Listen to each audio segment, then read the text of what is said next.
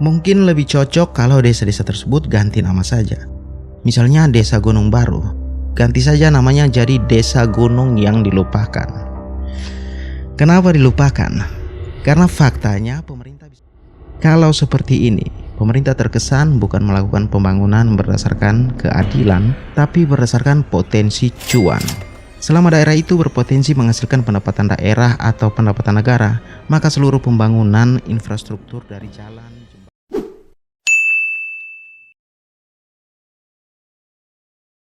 pada tanggal 17 Agustus kemarin, negara kita Indonesia genap berusia 80 tahun. Dan seperti biasa dirayakan dengan sangat meriah oleh seluruh masyarakat Indonesia. Bahkan di Istana Negara kemarin sempat heboh dengan acara joget bersama lagu Tabola Bale yang dibawakan langsung oleh sang penyanyi Siprianus Buka alias Silet Open Up, seorang penyanyi asal Flores, Nusa Tenggara Timur. Let's go, baby!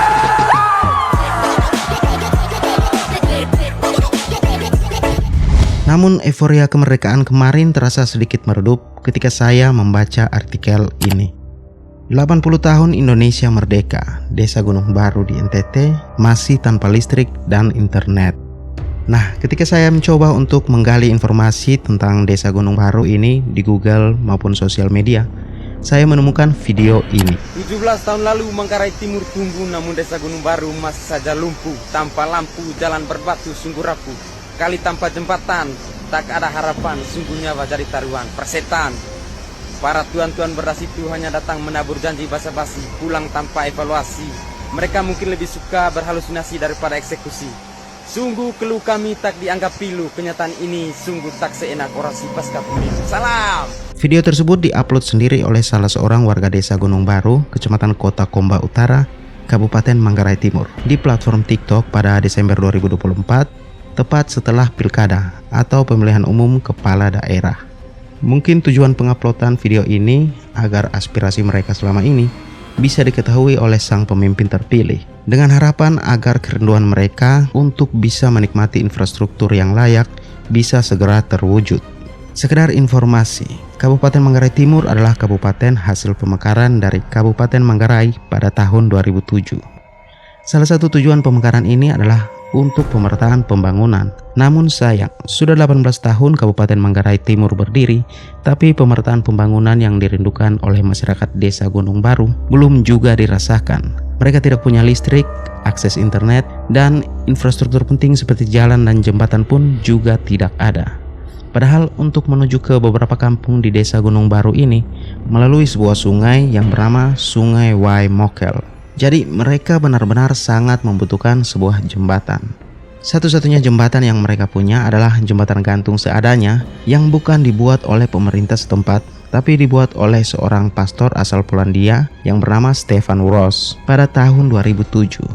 Namun pada 2009 jembatan tersebut rusak dan tidak bisa digunakan lagi sampai hari ini. Kembali lagi ke listrik. Ternyata bukan cuma Desa Gunung Baru saja yang belum ada jaringan listrik, tapi masih ada 14 desa lagi di Kabupaten Manggarai Timur yang belum teraliri listrik PLN. Atau dengan kata lain, masih gelap gulita. Ini bukan tentang Indonesia gelap, melainkan tentang fakta bahwa Indonesia sudah 80 tahun merdeka, tapi masih ada beberapa daerah di Indonesia, secara khusus di Nusa Tenggara Timur, yang belum pernah merasakan manfaat listrik sama sekali. Benar-benar masih gelap, seperti luput dari pandangan pemerintah daerah maupun jenjang pemerintahan yang lebih tinggi. Padahal mereka juga warga negara Indonesia, tapi mereka seperti hidup di zaman sebelum Indonesia merdeka. Mungkin lebih cocok kalau desa-desa tersebut ganti nama saja. Misalnya Desa Gunung Baru, ganti saja namanya jadi Desa Gunung yang Dilupakan. Kenapa dilupakan? Karena faktanya pemerintah bisa bangun PLTD di Pulau Komodo pada tahun 2017 yang letaknya ada di seberang Pulau Flores dengan komitmen menerangi hingga ke pelosok negeri. Tapi melupakan desa-desa ini di Pulau Flores yang juga membutuhkan perluasan jaringan listrik sampai ke desanya masing-masing. Mereka benar-benar dilupakan.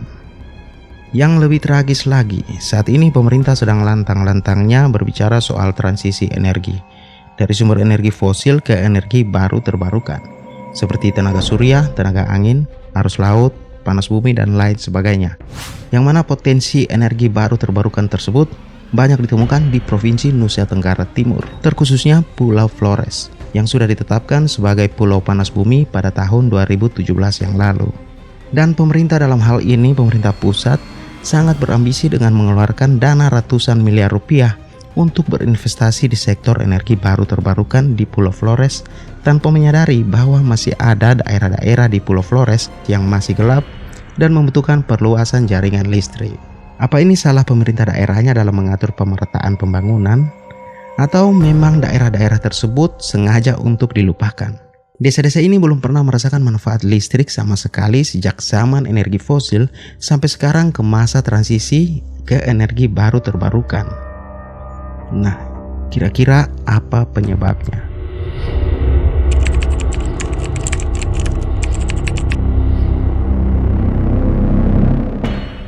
Menurut PLN sendiri, penyebab utamanya adalah letak desanya yang terpencil, memiliki medan yang sulit, dan sebagian desa lagi, jalur jaringan listrik untuk sampai ke desanya melewati kawasan hutan.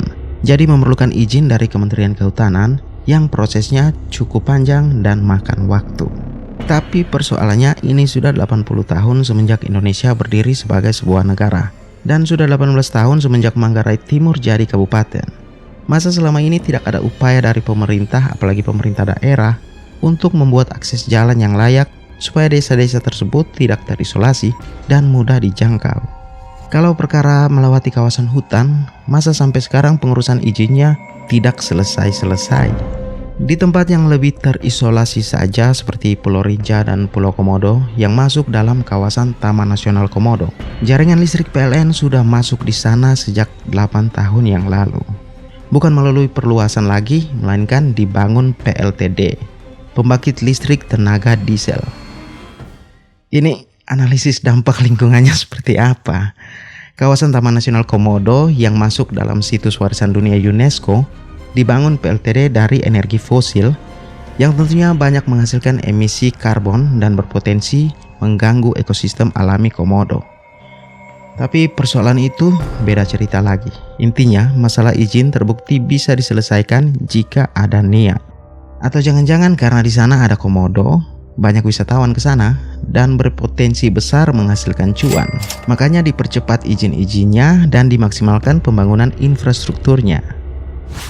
Kalau seperti ini, pemerintah terkesan bukan melakukan pembangunan berdasarkan keadilan, tapi berdasarkan potensi cuan. Selama daerah itu berpotensi menghasilkan pendapatan daerah atau pendapatan negara, maka seluruh pembangunan infrastruktur dari jalan, jembatan, sampai pembangkit listrik akan dimaksimalkan. Tapi kalau daerah itu tidak berpotensi cuan, ya tunggu dulu. Kalau ada dana lebih atau dana sisa yang belum terpakai, baru dibangun. Itu pun yang simple dan minimalis saja. Berarti fix, masyarakat desa Gunung Baru dan desa-desa lainnya yang belum ada jaringan listrik harus pelihara komodo mulai sekarang, supaya bisa menarik banyak wisatawan ke sana sehingga berpotensi menghasilkan banyak cuan. Dengan begitu pembangunan infrastruktur pasti akan dipercepat dan diupayakan semaksimal mungkin. Tidak perlu khawatir lagi soal pengurusan izin yang rumit, pasti akan beres dalam sekejap. Karena sudah terbukti dengan dibangunnya PLTD di Pulau Komodo. Inilah negeriku Indonesia.